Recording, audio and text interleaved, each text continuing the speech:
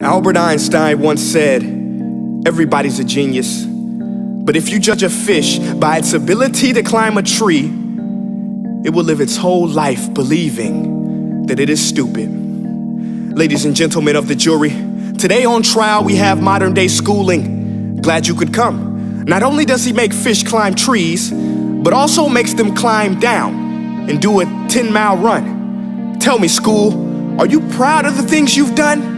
Turning millions of people into robots, do you find that fun? Do you realize how many kids relate to that fish swimming upstream in class, never finding their gifts, thinking they are stupid, believing they are useless? Well, the time has come, no more excuses. I call school to the stand and accuse him of killing creativity, individuality, and being intellectually abusive. He's an ancient institution that has outlived his usage. So, Your Honor, this concludes my opening statement, and if I may present the evidence of my case, I will prove it. Proceed. Exhibit A. Here's a modern day phone. Recognize it? Here's a phone from 150 years ago. Big difference, right?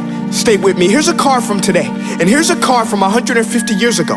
Big difference, right? Well, get this. Here's a classroom of today, and here's a class we used 150 years ago. Now, ain't that a shame? In literally more than a century, nothing has changed. Yet you claim to prepare students for the future? But with evidence like that, I must ask, do you prepare students for the future or the past? I did a background check on you and let the record show that you were made to train people to work in factories, which explains why you put students in straight rows, nice and neat, tell them sit still, raise your hand if you want to speak, give them a short break to eat, and for 8 hours a day, tell them what to think. Oh, and make them compete to get an A letter which determines product quality, hence grade A of meat. I get it. Back then, times were different. We all have a past. I myself am no Gandhi. But today, we don't need to make robots zombies. The world has progressed. And now we need people who think creatively, innovatively, critically, independently, with the ability to connect. See, every scientist will tell you that no two brains are the same. And every parent with 2 or more children will confirm that claim. So please explain why you treat students like cookie cutter frames or snapback hats, giving them this one-size-fits-all crap. Watch your language. Sorry, Your Honor, but if a doctor prescribed the exact same medicine to all of his patients, the results will be tragic. So many people would get sick, yet when it comes to school, this is exactly what happens, this educational malpractice, where one teacher stands in front of 20 kids, each one having different strengths, different needs, different gifts, different dreams, and you teach the same thing the same way? That's horrific. Ladies and gentlemen, the defendant should not be acquitted. This may be one of the worst criminal offenses ever to be committed. And let's mention the way you treat your employees. Objection. Overruled. I want to hear this. It's a shame. I mean, teachers have the most important job on the planet, yet they're underpaid? No wonder so many students are short-changed. Let's be honest, teachers should earn just as much as doctors, because a doctor can do heart surgery and save the life of a kid, but a great teacher can reach the heart of that kid and allow him to truly live. See, teachers are heroes that often get blamed, but they're not the problem. They work in a system without many options or rights. Curriculums are created by policymakers, most of which have never taught a day in their life. Just obsessed with standardized tests. They think bubbling in a multiple choice question will determine success. That's outlandish.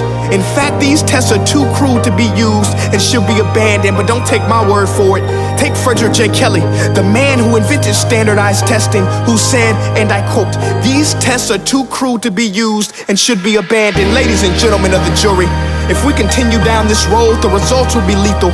I don't have much faith in school, but I do have faith in people. And if we can customize healthcare, cars, and Facebook pages, then it is our duty to do the same for education, to upgrade it, change it, do away with school spirit, because that's useless. Unless we're working to bring the spirit out of each and every student, that should be our task. No more Common Core. Instead, let's reach the core of every heart in every class. Sure, math is important, but no more than art or dance. Let's give every gift an equal chance. I know this sounds like a dream, but countries like Finland are doing impressive things. They have shorter school days, teachers make a decent wage, homework is non-existent, and they focus on collaboration instead of competition. But here's the kicker, boys and girls. Their educational system outperforms every other country in the world. Other places like Singapore are succeeding rapidly. Schools like Montessori, programs like Khan Academy, there is no single solution. But let's get moving, because while students may be 20% of our population, they are 100% of our future. So let's attend to their dreams, and there's no telling what we can achieve. This is a world in which I believe, a world where fish are no longer forced to climb trees. I rest my case.